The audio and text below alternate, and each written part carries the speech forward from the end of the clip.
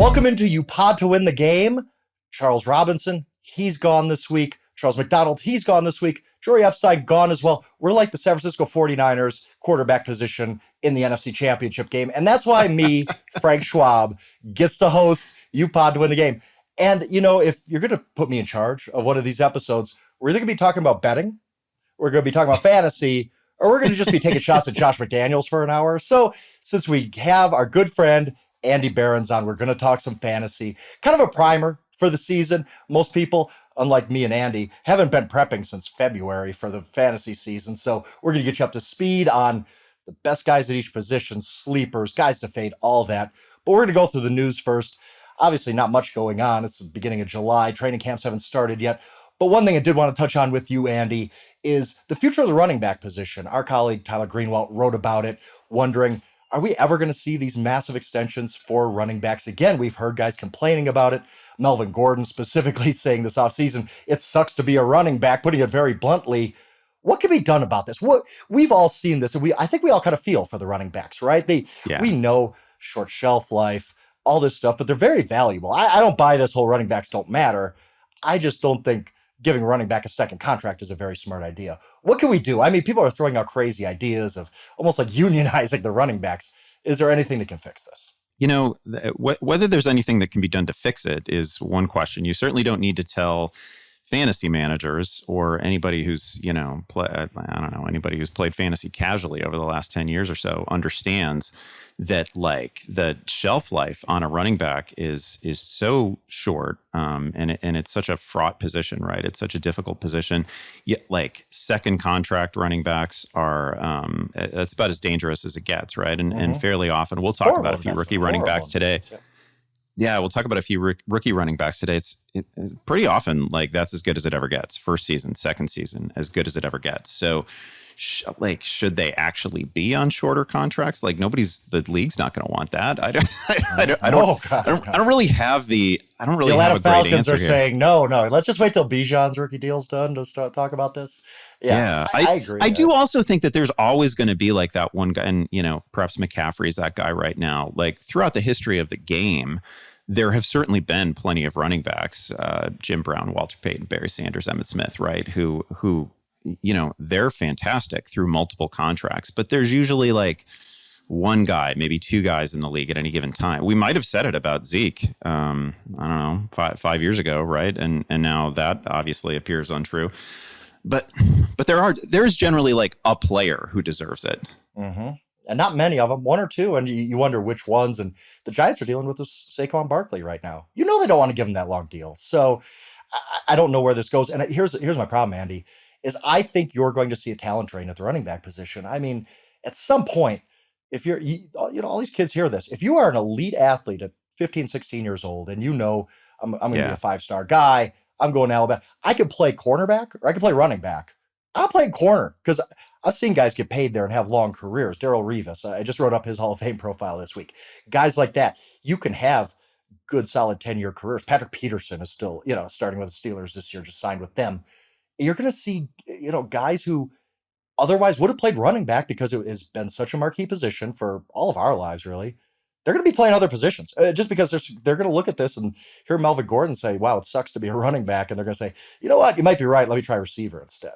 Yeah, I think you're also going to see plenty of players who, there's been a general, and we talk about this a little bit in like super nerdy fantasy circles sometimes, the blending of different positions together, like what exactly distinguishes a tight end from a wide receiver today, what exactly distinguishes a certain type of running back from a certain type of receiver today, right? Like you're definitely going to see guys who don't want to be paid as running backs, no matter what their team calls them. Right, yeah, you will definitely see that. And maybe that's a way out. Shorter contract. I just don't think the NFL could ever figure out a solution to this. It just it sucks, but it is what it is. Like there's going to be the Derrick Henry, Christian McCaffreys who get paid and they're worth it. And there's just going to be guys who fade away quickly. I mean, Kareem Hunt, he's a guy who he's still unsigned. He might not sign. We don't know what his future holds for this season. We see running backs just kind of fall off the map instantly. They just go from being part of our lives, part of our fantasy teams to just kind of out on the street. I don't know that there's a solution here. But it stinks. It really, I wish there was a better solution because you're seeing a lot of these guys just frustrated. J.K. Dobbins is another guy this year who been loud about getting more money. And J.K. Dobbins isn't the guy who maybe should be holding out for more money. He hasn't done it yet, but I get it. Well, look, get your money while you can. If you think you have any leverage at all, try to go for it because you're one ACL tear away from kind of being on the scrap heap, and it stinks for those guys. So Yeah, like Josh Jacobs has to do what Josh Jacobs is doing right now because he's coming off a great season. He's had, to this point, a fantastic career, and he doesn't have that major injury out there, right? So you can't really like point to the mileage and say, whoa, it's time to back off on Josh Jacobs. Like he's as good as it's going to get right now and needs to get paid. I mean, we're just probably going to see more situations like that when we see running backs coming off big years.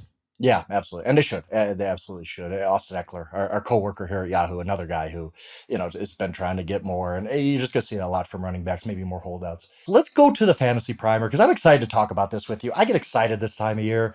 We're past July 4th. There's nothing going on in the sports world. Trust me, I'm right in the betting side of this, and it's baseball. I love baseball, but not much going on. So it's a great time to start prepping. If, again, you're not an uber nerd like us who's been doing it for months and months. I already have my draft board ready to go, my tiers, all that kind of stuff. But a lot of people just coming in. We're going to talk about each position, kind of break it down a little bit, what the position looks like this year, a couple names we could throw out for people. And I did want to start at the top of quarterback, obviously, the marquee position. How are you approaching quarterback this year? Me personally, I think it's a very obvious thing. Either you're taking one of these top 6 kind of BMW type of quarterbacks, right? Or you're just waiting for a while. Yeah. Are you investing in the Mahomes, Hurts, Lamar Jackson type of tier of that high end quarterback? Oftentimes one of the things that we end up talking about in fantasy is what happens in industry leagues. I'll say industry leagues, like leagues that are full of experts and they're like, or super hardcore players, high stakes players, the sort of people that are actually drafting fantasy teams in June and July. Oftentimes what happens in those groups is really different from what happens in like your hometown season-long fantasy league, right? Your high school buddies, your college buddies. I find it pretty curious right now that we actually have a bunch of quarterbacks who go in like round 3. Like that's where they start going, not in the hometown leagues, but in the leagues full of presumably like sharks and hardcore players. That's where Hurts goes. That's where Josh Allen goes. That's where Mahomes goes.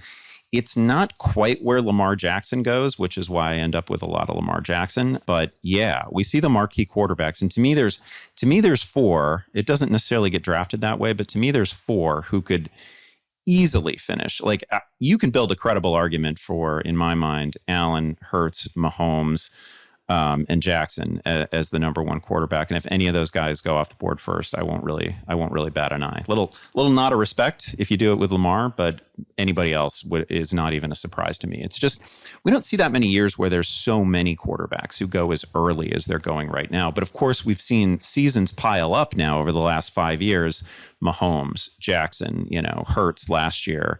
Allen the past couple of seasons where it's a real difference maker, and some of that is just the rise of the dual threat quarterback and the rise of the rushing quarterback. That's a little bit of a cheat code. If you can get somebody who can actually pass for 3,600 yards, 4,000 yards and rush for 1,000 or find his way into 10 rushing touchdowns, that's just cheating. It's like starting an extra running back. Yeah, week by week, if you were waiting on quarterback last year and you were, stuck in Kirk Cousins land or something, and you're going up against Jalen Hurts, you're already starting at a 10-point deficit. So before the week even starts, you just knew you're up against it. So I get those luxury quarterbacks. Not usually how I like to play, but I get it. It's you're seeing it, like you said. I mean, for many years it was the wait on quarterback. Now they're bubbling up. You could even last year Josh Allen was even going second round in some drafts I was in, so you could see that happening. Let's go to our names here. Top quarterback. We each had the same guy. It's Patrick Mahomes. But I did want to ask you, how close was it? How much do you look at Mahomes, it's crazy. He's not that runner. He'll give you some value with his legs for sure, but he's not going to run for 1,000 yards. We all know that versus maybe a Jalen Hurts who, hey, I mean, he was unbelievable last year. And there's no reason to think he really regresses that much this season. Yeah. It's almost regrettable that we each have Mahomes at the top of the board. So for me, the reason that Mahomes is at the top of the board is that I just can't imagine his worst possible outcome short of injury it is still probably 40 touchdowns, right? And it's a Right. top 5 positional finish, and the floor for Patrick Mahomes is just so high because he's playing the position at a level that we've hardly ever seen it played. That's really what makes him number one. Also, if you told me that there was anybody in the league right now who's going to have the NFL's first 60 passing touchdown season, I would say it is definitely Patrick Mahomes, right? The passing ceiling is probably as high as anyone's. So that's why he's number one for me. But again, I don't if you want to take Josh Allen number one, I totally get it. Hurts, totally get it. Lamar for me is the name that sticks out because Lamar has actually had a season in which he set the per game scoring record in fantasy at his position, right? And we don't draft it that way. And I just kind of like what the Ravens have done in the offseason. They're clearly building an offense around the idea. Let me get to this because he was almost, we're going to talk about our guys we're fading. I almost put Lamar in my fade category, and I'm going to tell you why. We don't know what this offense is going to do for him. It's, for as much as I love Lamar Jackson, you do too, great player, fun to watch. What has he struggled with? He has struggled to throw outside the numbers. That's just a fact. He's very comfortable in the middle of the field. And Greg Roman's offense, we talked about it getting stale, right? And it did. But I think Greg Roman looked at it like, I have to play to the strengths of this guy. I know what they are. And yes, it might look repetitive at times, but this is what he does well. Now Todd Monken comes in. Todd Monken, very, very good offensive coordinator. I respect his mind. Are you positive that this offense is going to match what Lamar Jackson does? And also, Greg Roman came into a game saying, we're going to get Lamar Jackson this many carries, basically, this many rushing attempts. Is Monken going to do that? And can we live with a Lamar Jackson going as probably what QB4 at this point? If he's not that 1,000-yard threat anymore, if he's more of a, hey, we don't want to expose this guy now that he's got his contract, especially, we want to make sure he kind of stays safe for the end of the season. He's had those injury concerns. Where are you just on the changes with Lamar? Do you think obviously you must think they're a positive and not a negative for him? I think it's entirely possible that the team doesn't want to have as many designed runs for Lamar Jackson, but I don't think that's going to affect his end of season rushing total all that. I think he's going to go. I think that's just his identity as a player. And the idea that Lamar Jackson, maybe it's not 1,000 yards, but maybe it's 800 yards, and he still hasn't had a significant rushing touchdown total in any given year. Can Lamar finish? I mean, Lamar's going to be in plenty of situations where first read isn't there, and Lamar sees a lane and Lamar's gone, and it's 8 yards, it's 12 yards, it's a first down. That's just his nature as a player. It's what he does as well as anyone in the league. I mean, I think Lamar might be, without respect to position, we can include all the running backs. I think he's probably one of the 3 best pure rushers in the league. So I don't best running quarterback of all time, easily. I think he's better.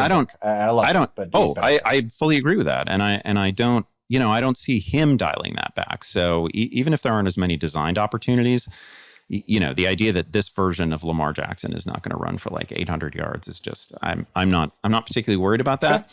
I also, the rest of it, I just think is a wonderful experiment. And I'm not going to pretend that I know exactly what it's going to look like with Monken. I like that they've upgraded the receiving core, but I don't know to what extent they've upgraded it, right? We've got to bank on a rookie. We've got to bank on Odell Beckham after a couple of ACL surgeries. So there are a lot of open questions here, but it's not like I don't think that's fun. I think we could definitely see Lamar's best single season passing yardage total. I don't think he's gonna match the passing touchdowns of the MVP year. But can he get to 28 to 30? Can he pass for 3,800 yards?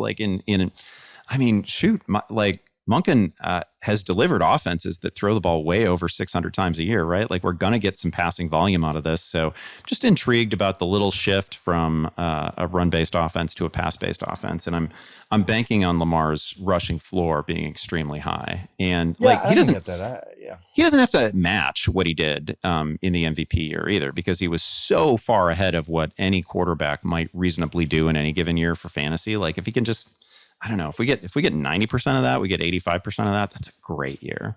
Yeah. I think he has the highest, the widest range of outcomes. He could easily be that guy again, that quarterback one who wins your league. I mean, if you had Lamar's MVP season and you didn't win your league, you really did a poor job with the rest of your roster, because he was pretty much the guy. And so I could see him being that guy, but I could also see us sitting here in November saying, man, this offense just isn't fitting him. So I don't know. Yeah. I'm probably not going to have a lot of Lamar, just because we get to that point in drafts, and I'll probably just be like, I'm going to wait for some of my sleepers, and let's get to those sleepers. You went deep. I didn't go as deep as you did. We'll get to yours in a second. My sleeper, quote unquote, is Geno Smith. And look, he's going as quarterback 13 right now, most drafts. He was quarterback 5 last year, and I don't see why he really steps back. Yes, everybody's gonna say, well, it's Geno Smith. And you know what? You do gotta swallow hard to say, I'm drafting Geno Smith and riding him all season. It is still Geno Smith. Maybe that was an outlier, but this guy was quarterback 5. They added the top receiver in the draft. And as much as we kind of mocked the Zach Charbonnet pick in round 2 at running back, he's going to make the offense better. Better offense equals more touchdowns, equals more production for Geno. I'm going to have a lot of Geno this year, I think, because, again, he's going at a price where he's not even a quarterback 1 in 12-team leagues. Is it just, am I crazy to think that Geno can repeat this and maybe even do better than his quarterback 5 finish last year? No, the receiving core is incredible, right? Yeah. Metcalf's incredible. Lockett is one of the best receivers of this era, and he doesn't get talked about as such nearly enough. And then, as you say, they get JSN. They get the best rookie receiver in the draft class in all likelihood. So it's a great setup. The other thing that I don't know, I realized that entering last year, we all had jokes. Most of us had jokes about Geno Smith, and he had played some very poor football early in his career. He was just flat out good last year. It wasn't. Yeah. Oh, he passed the eye test for sure. That's the thing. Dude. Downfield throws, aggressive throws, throws into pretty serious coverage that he absolutely nailed. Throws on the run, anything that you needed to see from Geno last year, you saw if you were watching week in and week out. So that to me makes me feel so much better, right? I can't I'm not worried that Geno just hit a hot streak and had a couple of great games and friendly matchups, anything like that. No, Geno was good start to finish. Yeah. And so I think for that reason you can feel an awful lot better about it. We're just at a time right now where everybody's healthy. Where we can spin a really favorable story about every quarterback in the player pool, right? So that's what kind of nudges. And Geno doesn't really have that rushing upside, so that's what nudges him down past QB 10, QB 12. But again, he was quarterback 5 last year, and he was the same guy. So, and I'm not expecting him to be quarterback 5 again. I'm just saying he's going to return some value. Let's get to your sleeper because you went deep here. I respect it too. Who's your sleeper? Yeah, well, the sleeper that I listed in our little show prep doc was Sam Howell, and I do want to talk about him a little bit because assuming Howell gets that job in Washington, and it seems like everybody wants him to have it. I like everything about that setup. I love the receiving core, right? Terry McLaurin is great. Samuel, great. Dotson, great. They've got 3 receivers there who are absolute pros, and I think Dotson in the right circumstances can have a total smash year. And I probably should have listed him as my sleeper receiver too. I really like that guy.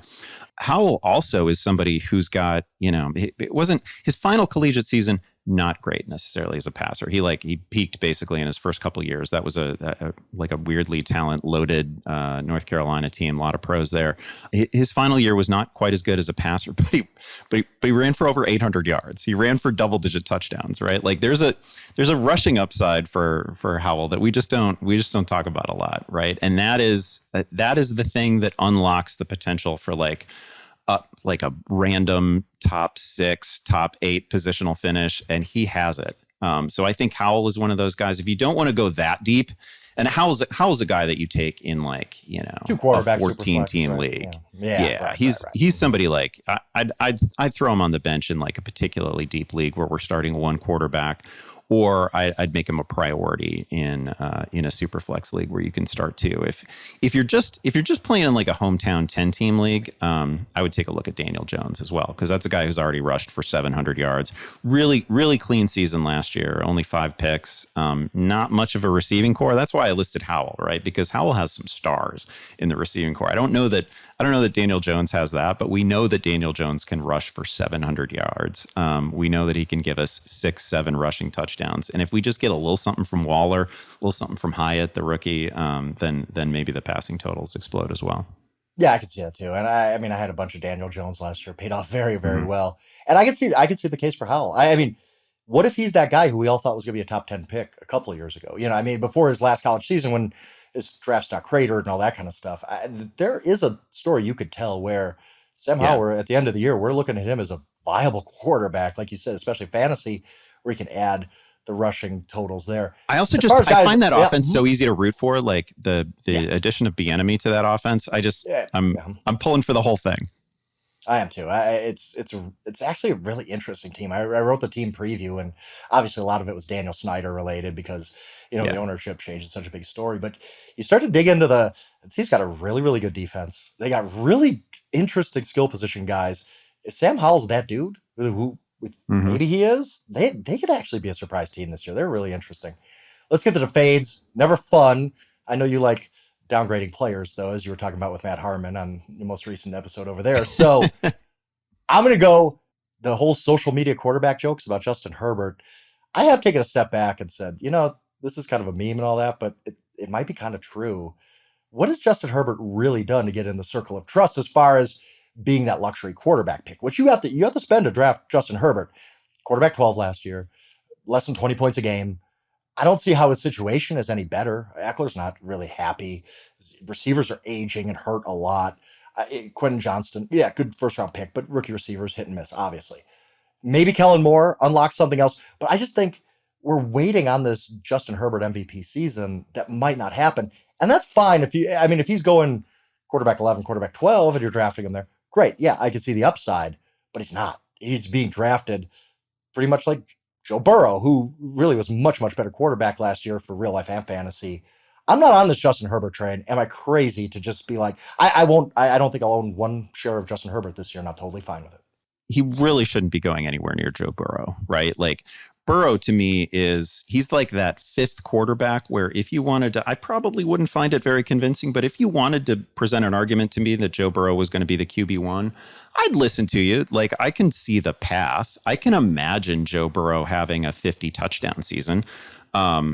Like 5,050, he's freaking throwing to Jamar Chase and T. Higgins, right? Like, and now you got no running game at all anymore. Yeah. So yeah, yeah, probably gonna be absolutely fearless. I can see it with Joe Burrow. And of course, Justin Herbert has actually already had a 5,000-yard season. Mm-hmm. A lot of it comes down to the coordinator change. I think there's a lot of optimism built in there for Herbert, but generally speaking, I agree with you. I don't think he should be going anywhere near Joe Burrow. Like Joe Burrow's ceiling is pretty clearly QB1. I don't think he's one of the top four like most likely guys to get there, but I would put it in his range of outcomes. It can definitely happen. So I'd have Burrow comfortably ahead of Herbert. Herbert has good receivers too, in a pretty good environment. I don't mean to necessarily insult him. And again, I think just the idea that he'll be going, like, obviously Justin Herbert has a hell of an arm and didn't use it often enough last year, right? Like Justin Herbert finishing like among the lowest in the league in ADOT is just a criminal. It's unbelievable. Offense. It's one of the most unbelievable stats from last season. Like, how does that even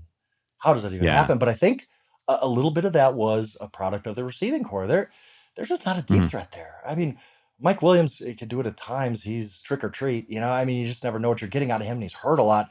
Maybe the rookie Johnston fills that role, but I don't know if he's just a burner like that. I don't know if he's going to have that kind of impact on the offense. And maybe it's just the play calling, and Kellen Moore unlocks it. I don't know though. Again, Justin Herbert, good player. I like Justin Herbert. I just won't be drafting him this year because I think the cost versus reward a little too high. Who are you fading this year, quarterback, Andy? I want to be careful with this because I don't dislike this player at all, and I can imagine a scenario where I end up with Dak Prescott.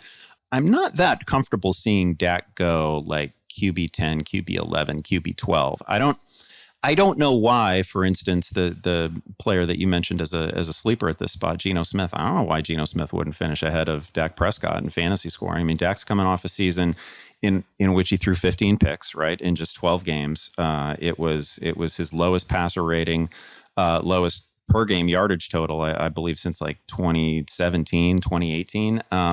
He also hasn't been much of a rushing threat since the gruesome ankle injury a few years ago.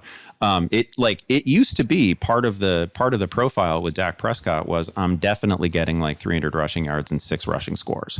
He's a big part of what they did, like rushing wise. He's a big part of what they do at the goal line. That's just not there now. Like you're not going to get that in the same way that like the rushing upside disappeared for Russell Wilson, and then that was like a big uh-oh for him fantasy wise. We're kind of there with Dak right now. So Dak needs to throw like 36, 38 touchdowns to be fantasy viable, and I just don't know that that's going to happen. Like Brandon Cooks is a nice addition.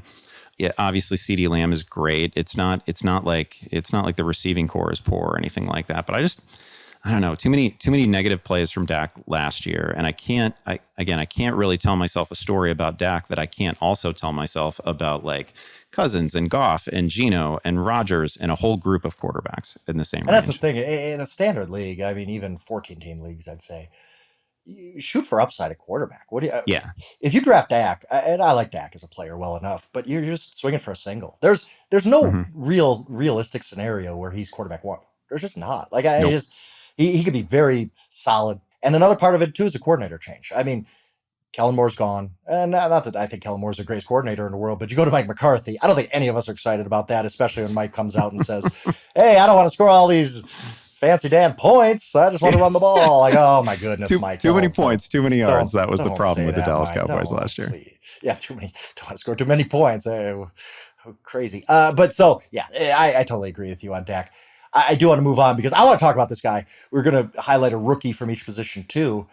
It has got to be Anthony Richardson. No offense to Yeah. Bryce Young or CJ Stroud, but they're going to be perfectly fine rookie quarterbacks. I don't see either of them having like the Joe Burrow rookie season or anything like the Justin Herbert rookie season. Anthony Richardson might have that Cam Newton, Justin Herbert, Joe Burrow type of rookie season, Robert Griffin III, where he becomes a top guy right away. And when he got drafted, you look at the situation, and I like him with Shane Steichen, their new coach there. I was like, I'm going to be all in on Anthony Richardson, but the market beat me to it. I mean, you already got to pay up for this guy. Yeah. Are you willing to take the plunge on Anthony Richardson? You've got to draft him as your quarterback one, basically. Now obviously you're going to draft a backup with him, but that does take away a roster spot, does take away a draft pick. There's a lot of cost analysis here with Anthony Richardson, who, for all we know, he could be a 1,200-yard rusher right away. I mean, he is a freak athletically. He's unbelievable. Great arm. I mean, you talk about range of outcomes. It's unbelievable with this kid. I'm excited to watch him. I'm going to have a few shares, I hope.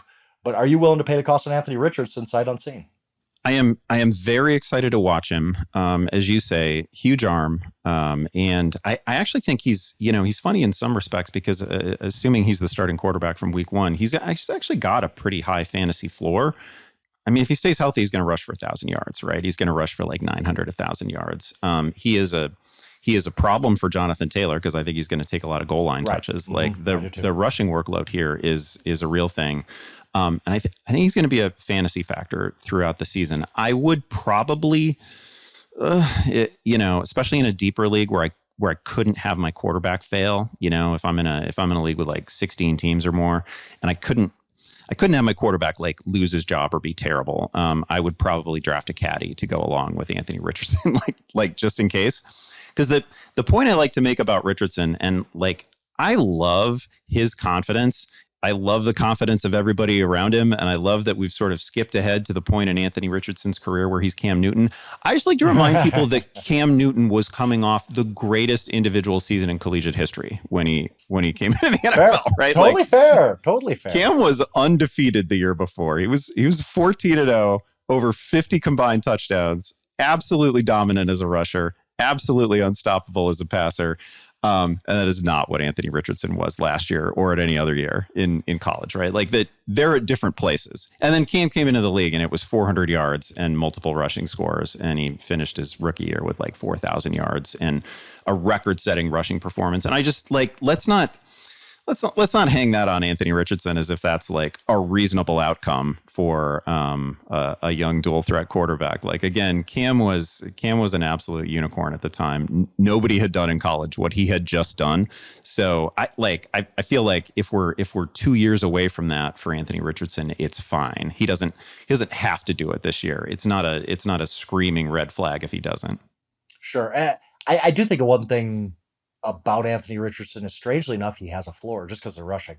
Mm-hmm. They're going to run a lot of RPO. I mean, if you're that coaching staff and you just came from Jalen Hurts, where they had a lot of designed runs, they were among league leaders in RPO. They might have led the league in RPO.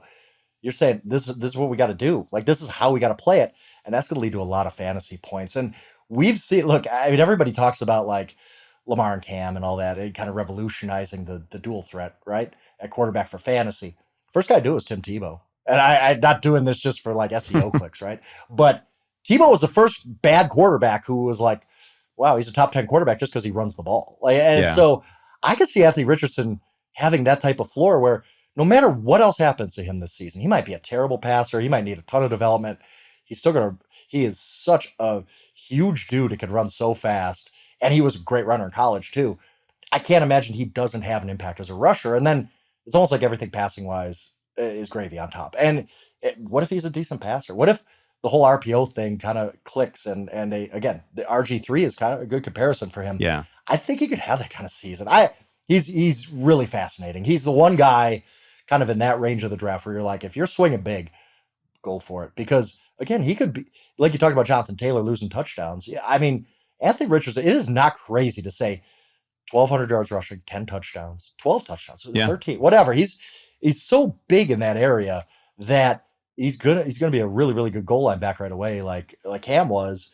And then who knows if he's a decent passer. I'm fascinated to watch him. I don't know. It's good. You're gambling. You're gambling a lot on a lot of unforeseen upside and ignoring the stuff that happened in Florida where he was really up and down. Not many. I think 13 career starts, 14 career starts. But I do like the kid. I'm excited to watch him, and just because of that, probably have a few. I do think, sort of to put a bow on the position a little bit, I'm probably not that guy who's gonna ultimately take a quarterback in like round 3, round 4. I rarely do it. I might do it. I might. Somebody slips like if round 5, all of a sudden, okay. There are situations where I can talk myself into like an early Patrick Mahomes if I've taken Kelsey in round 1, and I can talk myself into a relatively early Joe Burrow if I take Jamar Chase like at the top of the draft. Like that may happen, but the idea is to find that quarterback who is gonna join the top 4, the top 5, and to find him a little bit later in the draft, right? So guys we didn't even mention: Trevor Lawrence, Justin Fields, Anthony Richardson. Yeah, players who can plausibly make that leap into the top 4 or top 5. That's what you're really aiming for. Yeah, I can't believe you didn't turn that into a Justin Fields segment, but whatever. We're going to move on to running backs before you can. No, I mean, the top running back, obvious. It's as clear as day. I don't think there's any argument for anybody but Christian McCaffrey. But I did want to ask you, the top 3 guys this year: Justin Jefferson, Jamar Chase, Christian McCaffrey. What order do you have those guys in? Would you take McCaffrey over either of those 2 receivers? No, I have it exactly as you said it. I have Jefferson, Chase, McCaffrey. I don't much care which pick I've got there. In fact, this has been one of those years where I don't really mind. Like I agree with you that Christian McCaffrey is the clear number 1. I don't know that he's a tier of his own running back necessarily, but I think there's enough of a gap between him and whoever you like. That's the thing. I don't think there's a lot of discussion, like not really a lot of debate about who should be number 1, but then maybe it's Eckler, maybe it's Taylor. I could make a case for Bijan. You can make a case for Bart. Like there's a case for a whole bunch of guys as number 2, but I think Christian McCaffrey, given the upside of the offense, receiving ability, everything, what we've already seen him do in his best years, I think he's the pretty clear number 1. There's so much less injury risk attached to the receiver position, right? Jefferson and Chase, in my mind, probably in your mind too, or like one of those guys is going to be the first receiver, I think, to top 2,000 receiving yards in a single season. And you think this year? You think this year? I mean, I thought it could happen for Jefferson last year. There were multiple players who were like right on target. Tyreek Hill was like a couple big games at the end of the year, and he could have gotten there. Like, I think there's a pretty good chance that it happens this year. And if it does, I think Jefferson is probably, we're supposed to be talking about running backs here, but, I think Jefferson and Chase each have like 2,000 scrimmage yard upside, and a much more friendly profile in terms of injury risk. So I've got those 2 just a little bit ahead of McCaffrey. No, and it's you have to talk about receivers because when you're putting this puzzle together, I think you have to look at, okay, if in many years, if you pass on that running back in the first round, you're like, ugh, I'm not really excited about what comes next. But this year in particular, I don't know if you agree with me on this.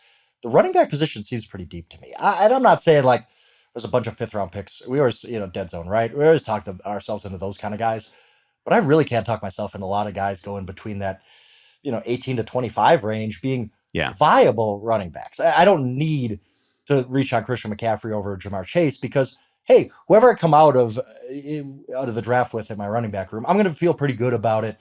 Do you agree with that? I think running back is, you're not getting Christian McCaffrey in the 4th round or anything, but I do think running back's pretty deep this year. First of all, I totally agree with that. And in a normal year, I might not feel comfortable with running backs beyond like, I don't know, top 20, top 24 sometimes. But this year, I don't know. I look into the 30s and I ask myself, I don't know, how would you feel if you loaded up at receiver early in the draft? If you took an early quarterback, and then you started building out your sort of fantasy running back room from, I don't know, the guys that go beyond. Let me scroll down into the 30s. It's like Rashad White is 28, Khalil Herbert, AJ Dillon, Jamal Williams, those guys. Like, I'm relatively comfortable with those guys. Maybe you're not. But I can build out a running back group from those guys if it means that I've drafted, I got Travis Kelce at the top, and then I got Devontae Adams in round 2, and then I'm just absolutely stacked at receiver, and I'm stacked at some of these positions where we talked about how quarterback can be a league winner position. Because the other thing that we find year in and year out is that some running back, sometimes multiple running backs in the final 6 weeks of the season, guys who are available on waivers in October or November become the defining player of the fantasy playoffs. Happens all the time. Happened with Jerick McKinnon, happened with Damian Williams a few years ago, happened with Rashad Penny a couple of years ago, right? Like, you time those ads and you're fine at running back. That doesn't get you necessarily through the first 8 weeks of the season if you're a little bit sketchy at running back. But anyway, this is a long way of saying that I'm relatively comfortable with the guys that I can get pretty late. Enough that I quite often will start a draft with like tight end, receiver, and then I start looking at running backs. Interesting. And I can see that totally working. I mean, it all depends on the circumstance. I'm huge on Nick Chubb this year. I think Chubb's going to have a big year, and so if I can get him late in the first round, well, you've hit on one of my favorite players. Like, okay, Nick Chubb is Let's somebody. Talk about him. Nick Chubb is somebody that I have I've got him not as RB8, but I have him as my overall number 8 player, right? And I was just guesting on a podcast a week ago where I realized for the first time that he just never ever goes there, right? Like, he never ever goes where I have him ranked. Nick Chubb might be the best ball carrier, like pure ball carrier at the position. Him or Henry. In football. It's him or Derrick Henry. And there's just the things could change. They could sign a veteran, but right now Jerome Ford's behind him. Who, by the way, I draft late. Why not take a shot on him? He's going to be running behind a really good offensive line in what should be a pretty good offense, actually. But right now there's no Kareem Hunt holding Chubb back anymore. I mean, I think the Browns maybe kind of get to the point of, what are we waiting for? Why are we saving Nick Chubb? Let's just do it. Let's give him 350 carries. He might not be the same guy going forward, but we're going to get everything we can out of him. I already have a bet on him to lead the NFL in rushing yards. Have a bet on him to win offensive player of the year. I think he can have that kind of season. I actually love him this year. I love that you said that because I brought him up. I've brought him up multiple times as a potential offensive player of the year winner. It's wild that he doesn't have a rushing crown already because he's. It is, but it's always because they hold him back. He is so good, and they're always like, nah, only 18 carries today. I think this is the year that they're like, whatever, 28 today. We're gonna just go. Let's go beat the Steelers. I mean, I'm excited. I'm excited to get some Nick Chubb like you.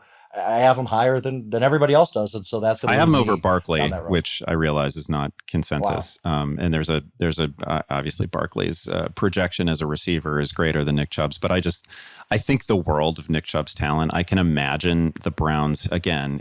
Like you've mentioned, there's nobody behind him right now. So there's no way Jerome Ford's getting 12 carries a game like Kareem Hunt. Right. There's just no way. There's just right.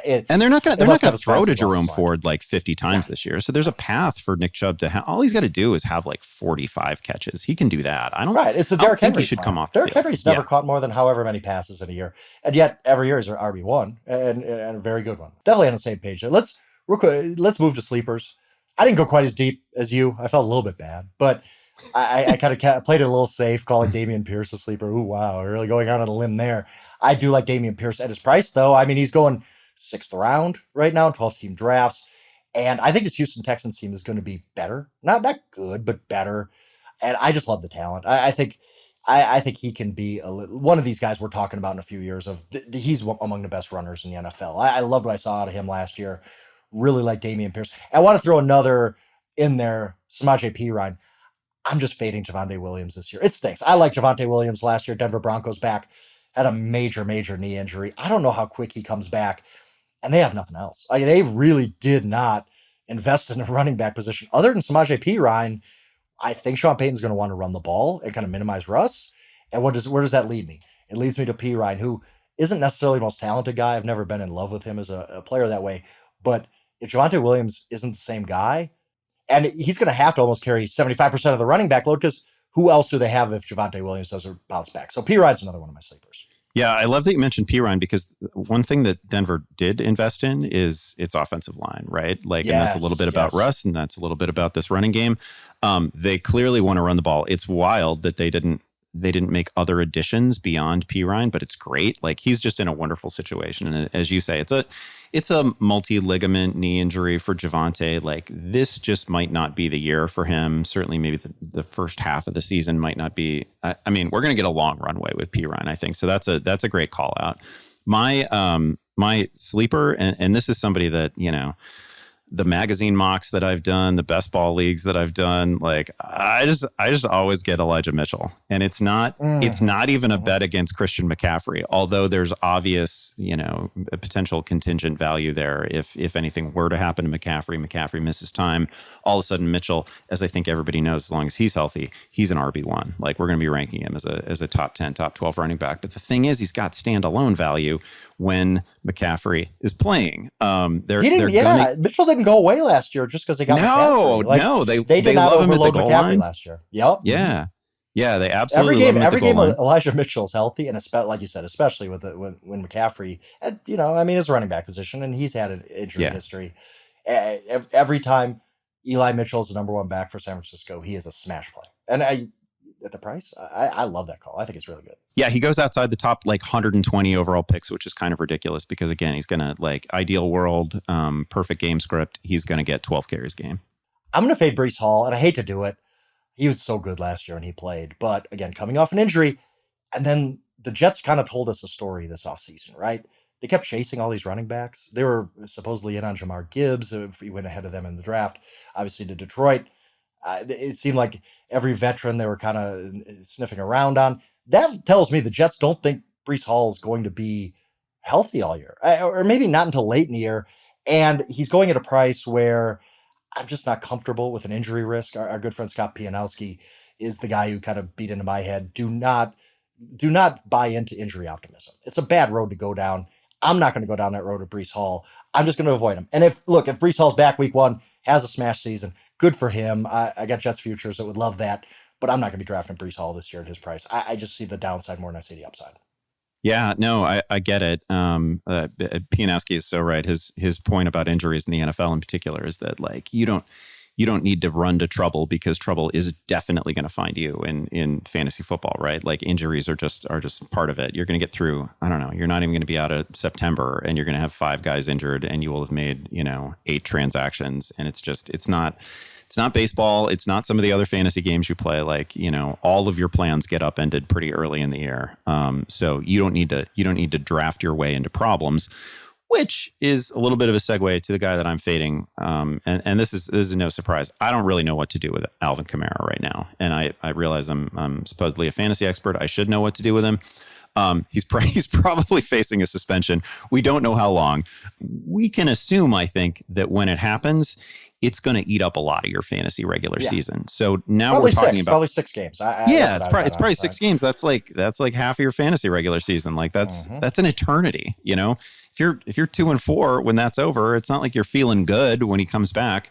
They've added Jamal Williams to the roster. They spend a 3rd round pick on Kendre Miller, who I really, really like. They're building for the sort of era beyond Alvin Kamara already. He is clearly not getting the, whatever we think of him as a talent right now, he's not getting the usage that he was early in his career that guaranteed fantasy value, right? Like where they were absolutely going to funnel him, 100 targets a season. He was going to finish with 80 receptions. That's not this offense anymore. So now we're talking about a player who over a full year might get 45, 55 catches, larger rushing workloads, but those are not in most scoring formats. It's half PPR, it's PPR. Those are not the touches we're looking for. And so he becomes a much more problematic player. Murky suspension timeline, but it's going to be significant. So I've just stayed away so far. I don't have him anywhere. just other players in that range I'm more interested in. Kamara could have a good season, but I'm not going to pay to find out. I want to run through the rookies really quick here because I want to get the tight ends and receivers. Bijan is obvious. First round pick, and I have no problem with that. If you want to draft him in the middle of the first round, go ahead. The situation there is perfect for him. The one rookie I wanted to spotlight other than him is Devon Achane, who went to the Miami Dolphins, who have really nothing at running back. They are really into this committee thing. Mostert gets hurt a lot. Jeff Wilson's he's there, touchdown vulture kind of guy. If there's one guy who's going to kind of be like, whoa, he really exploded into running back one, and maybe not running back one in fantasy, but running back one for his team. To me, it's Achane. Good offense. I'm fine with making that gamble. Any rookie you want to talk about here? Well, I do want to. I guess it's pushing back. Achane is small. He is. He's very small.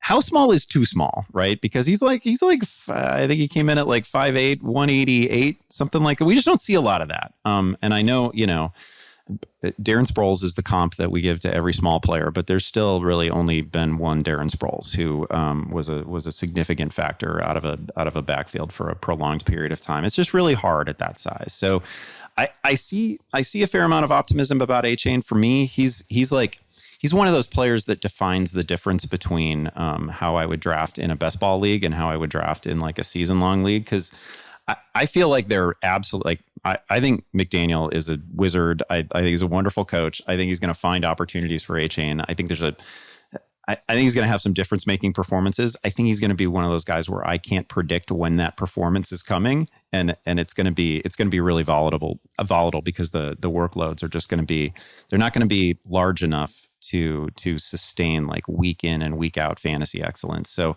there's always somebody in a draft who likes him more than I do, and I don't feel like I dislike him. I just don't see him as like a 10 touch per game guy. Well, me and Andy are going to talk about tight ends and receivers next, but first, a quick word from our sponsors.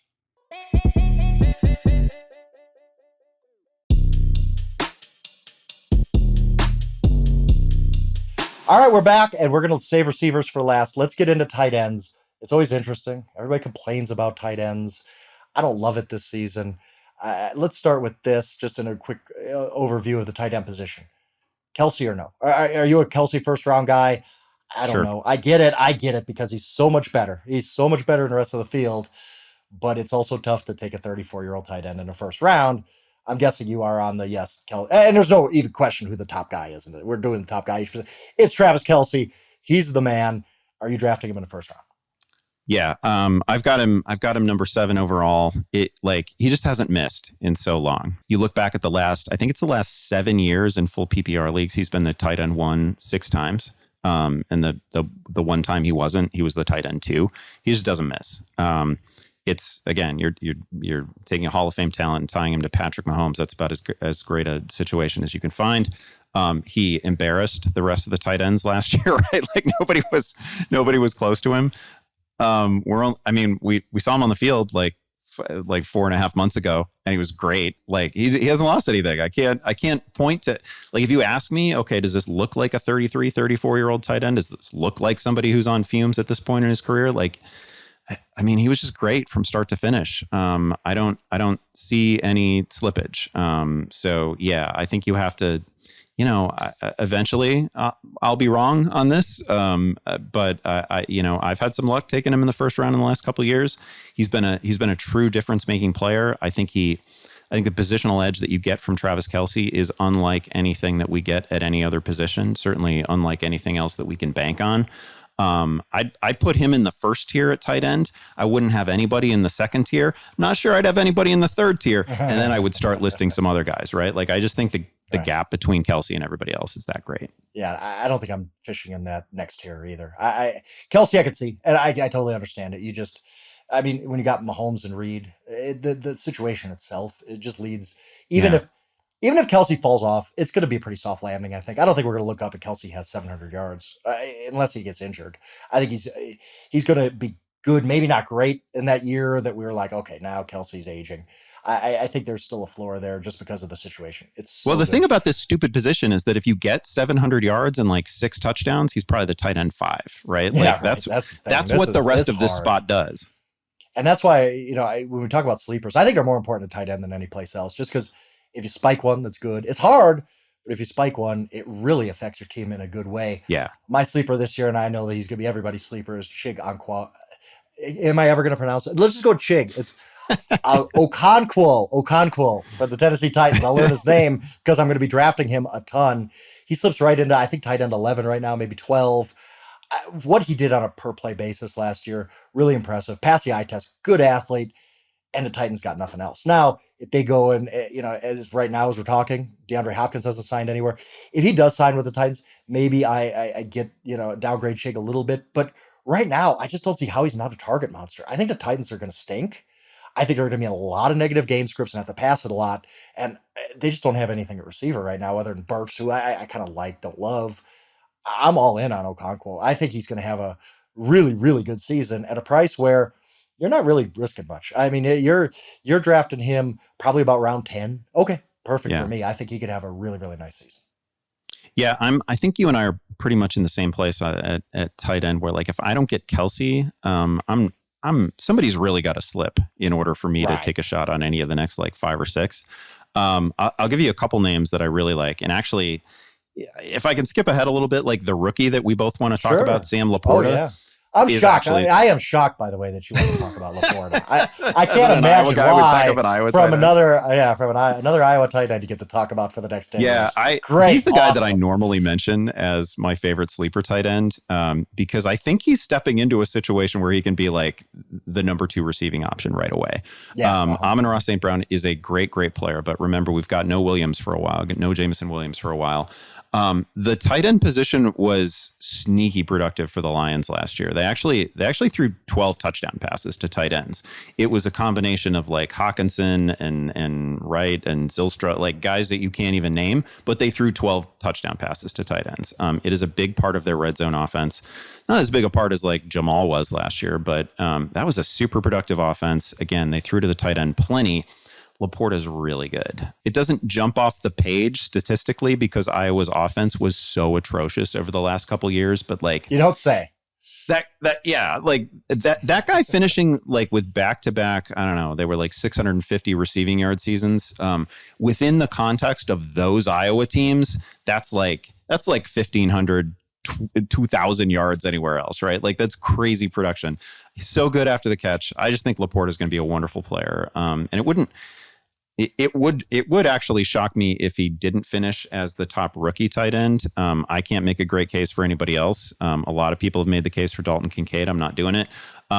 It actually wouldn't shock me if Laporta finished as like a top 6 overall fantasy tight end. I think he's just in a wonderful situation. Yeah, another name I'll just throw out is Irv Smith. And I'm not going to make quite as passionate a case for him because I really believe in Laporta. Irv is a guy who is going to a team that no longer has like Hayden Hurst. If you're looking for like a this year's Evan Ingram, maybe it's him. He's that tight end with his second team. And oftentimes, think back to Eric Ebron, a whole bunch of guys, right? Like we see the second team tight end, second contract tight end break out a whole bunch of times. And he's almost alone among the tight ends in Cincinnati right now. Yeah, I mean, there's nobody else. You worry about how many targets he can get because Chase and T. Higgins scoop up so many, but the talent has always been there. He's still a young guy. He came into the NFL pretty young, so I say, I agree with that. I really like Irv. I'm going to go to fade real quick. I know this. It sounds dumb when you fade a really, really good player, but I can't imagine drafting Mark Andrews this year. And Mark Andrews was phenomenal for me a couple of years ago on one of my main teams, but I just the changes in the Baltimore offense have me worried a little bit how the passing distribution will go. Lamar Jackson does get hurt. I mean, that's now part of his profile. Andrews, he didn't have a great season last year. I like him as a player. I really do. It is more cost. He's the second tight end coming off the board. And as we kind of touched on, I'm just not fishing in those waters. I'm waiting. If I don't get Kelsey, I'm not going Kittle. I'm not going Mark Andrews. And in particular, Mark Andrews. I just don't know how this offense is going to fit him. It might be great. He might have another 1,200-yard season for all I know. But I'm not paying that freight to find out. So Mark Andrews is my fade at tight end this year. That's a good call. And I feel like there is always someone in a draft who views Mark Andrews as like basically the same tier as Kelsey. And it is just not so. We have a lot of data on this over a lot of years. And there's only been 1 year in which Mark Andrews has been right there with Travis Kelsey. It just doesn't happen too often. It is not the most likely outcome. And I see him go in like round 3 and I just can't do it. So I like that call. I was considerably less aggressive on this, and I just called out the Buffalo tight ends as my fades because it makes me irritated every time I see Dalton Kincaid drafted ahead of Sam Laporta because I just don't see it. I understand the enthusiasm for anybody tied to Josh Allen. I get that. I get the idea that he was drafted to be like a primary slot guy for the Bills. He's not even close to the top receiving option. I don't think he's the number 2 receiving option. He's got a Dawson Knox problem too. Like he's probably 3, 4, 5 in terms of the receiving hierarchy right now. That to me is just not somebody that I'm gonna snag inside the top 14 at the position. Not when I can actually get Sam Laporta like many rounds later. To me, that's crazy.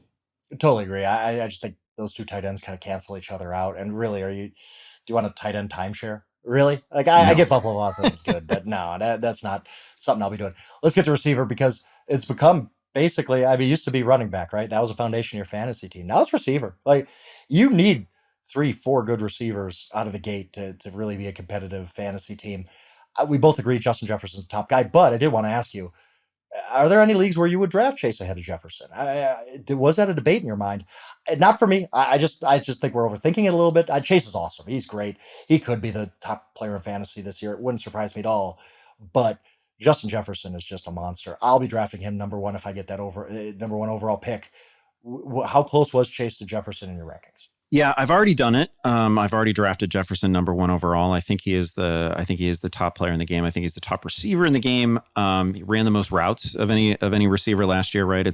One thing that we've always enjoyed about the Vikings in recent years, certainly during the Cousins era. They only ever throw to a couple people, right? Like we know where the ball is going. It is definitely going to Justin Jefferson. If you told me that Jefferson was going to see 200 targets this year, I'd buy it. He. Oh, they're not shy with him. They just don't care. Like that coaching staff is like, we'll throw him the ball every down. Why wouldn't we? And I think that's smart. Yeah. Yeah, I love him. I've got him a little bit ahead of Chase, but again, these are literally my number 1 and 2 players overall. So I do have Chase to the same tier. I'd give Chase a 35-40% chance to outproduce Jefferson this season. Again, I can imagine the scenario where Joe Burrow passes for 50 touchdowns, and if that happens, Jamar Chase probably catches 20 of them. So yeah, I think both players have pretty clear just supernova win you the league potential, and that is exactly what we're looking for at the top of the draft. Totally fair. Let's move on to sleepers. Look, Rashad Bateman burned a lot of people last year, me included. I don't like dwelling on that. Like he got hurt early on, but he was good his first 2 games. He came out, he had 108 and a touchdown week 2 against Miami. You really thought this Rashad Bateman thing is going to happen. And now in a more pass heavy offense, I know I've kind of been critical of the Ravens and not really excited to draft a lot of their guys, but at the price now, the kind of I was burned by him, I'm never drafting him again discount. I like Rashad Bateman. I think he emerges as the clear number 1 there. Zay Flowers is a good player, but he's a rookie. Odell Beckham, we haven't even seen since the Rams Super Bowl when they beat the Bengals. We don't know where he's at in his career right now. I think Bateman, the injury risk is there. I get it, but everybody's got an injury risk. I think Rashad Bateman's still a pretty good player. And he's going to be on a lot of my teams. I'm going to take that chance with a guy who's a former first-round pick, supremely talented, going to an offense that apparently wants to pass the ball more. Rashad Bateman's my sleeper this year. I feel like I've been burned by Rashad Bateman probably more than anybody because I really loved him coming out of school. I thought he was going to be really good right away. Didn't necessarily happen. We've seen flashes, but he's one of those guys that I can even say that I'd like to fade him, but I can never fade him. I like him. I like the situation. I'm partial to Lamar. So if I imagine big years for Lamar, I can imagine something big for Rashad Bateman as long as he's healthy. My guy here, little bit deeper down draft boards, but not too far, is Nico Collins. And this, there was a time in fantasy history when we didn't expect receivers to do anything until like their third year, right? Like the third year receiver breakout was that was dogma. That was a thing that we like rookies never did anything at this spot, and we expected people to break out by the time they were in like year 3. We're kind of at that point with Nico Collins now. He's a looks the part guy, right? He's 6'4", contested catch guy. I think he just got a pretty big quarterback upgrade. I'm not the biggest fan of CJ Stroud, but I appreciate that he is a definite upgrade in that quarterback room, and I think that's going to be better. There's also just not a whole lot next to Nico Collins in this receiving core, right? Like we're going to try to do something with Robert Woods again. Fine. Nico to me is the pretty clear number one. You look at those last 4 games before the injury last year. He was seeing 9, 10, 11 targets per game. So if he can fall into that sort of workload, and they're going to be high yield targets too. They're going to be downfield. Like he's a guy that they look for in the end zone. I think Nico Collins is a guy who could sneak into 1,000 yards and like 7 or 8 touchdowns. This is setting up for a November podcast where we're both complaining about Nico Collins for like what seems like he's been in the league 10 years, because every year we do this to ourselves. We're like, oh, Nico Collins, this is the year, and then he puts out a bunch of 18-yard games. I play a couple of college fantasy leagues too, and I was a Nico Collins apologist at Michigan. So I go back like 4 or 5 years with Nico Collins. So I've been burned enough times that he's got to break out for me at some point. Way back. My fade, and I don't like doing this, it's Keenan Allen. Pretty obvious. He's getting older. His numbers are going down every year as far as per play type of stuff. There are guys going behind him like Jerry Jeudy, Calvin Ridley. I'm way more excited about those guys than Keenan Allen. He's fine, but it's just the price for me. I'd rather be 1 year too early than 1 year too late type of guy. Won't be drafting Keenan Allen at all. He's had a great career. He's helped a lot of my fantasy teams, but I just don't see it. I just don't see him kind of having the going back up in his career. Once you kind of hit the back 9, it's unlikely that you're gonna have that resurgent season. I don't see it from him, so I'll be passing on Keenan Allen this year. Who do you agree with that for one, and who's your fade? Yeah, a lot of guys have that kind of conclusion to their career when they get past 30, right? Where like you think about the season that Keenan Allen is coming off, like he was, the prior 5 years, it was just always 100 catches and 1,100 yards, and not huge touchdown totals, but like you'll take it if somebody's delivering all those receptions. And then like they're hurt for half the year, and the injury drags on a little bit longer than you think it should. But they're so good when they come back and play, right? And then that allows us to like tell a story about the player to ourselves for a few seasons. But we might be hitting the phase of Keenan's career where it's just like he's gonna give us 8 great games, and we're always going to overdraft him a little bit for a couple of years. So I hear you on getting out before it gets bad. My guy is Christian Watson, and this could really blow up on me. I'll just say right away, I don't agree with you here. But I'm willing to listen to your case here. Part of this is maybe this is just being a Bears fan, because it's going to wreck me if Jordan Love is really good. That's going to wreck me. Like if Jordan Love becomes like a 10-year answer at the quarterback position. You just got to quit watching football at that point. If Jordan Love does become like some Hall of Fame type of guy, like none of us expected Aaron Rodgers to be a Hall of Famer when he took over. Yeah, Jordan Love ends up being that next dude. Chicago Bears fans just gotta check out. Like, just watch baseball or something, because it's just tormenting you. I may have to, because that will absolutely ruin me. I don't know exactly what this receiving core is going to look like. I think the world of Christian Watson as an athletic talent obviously is huge. He's huge, super fast, great leaper. He's got he checks all the same boxes that Chase Claypool checks. But he's got a really productive season to his credit.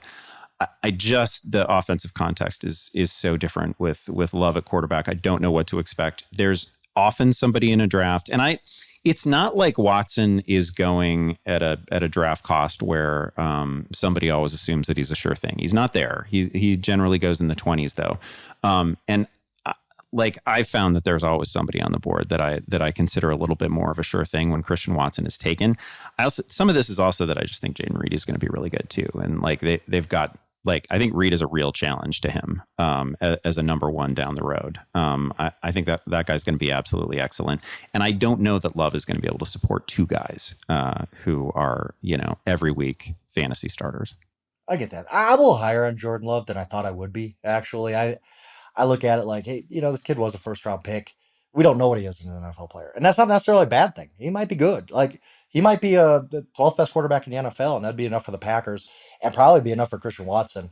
I mean, to me, it's just the flash plays. I know the touchdown progression is coming, obviously, but you saw in those plays a real special talent, like a guy who, whoa. I mean, this guy is looking like a man among boys at times. His ability to separate and all that. So I'm more bullish on Watson. I get what you're saying totally.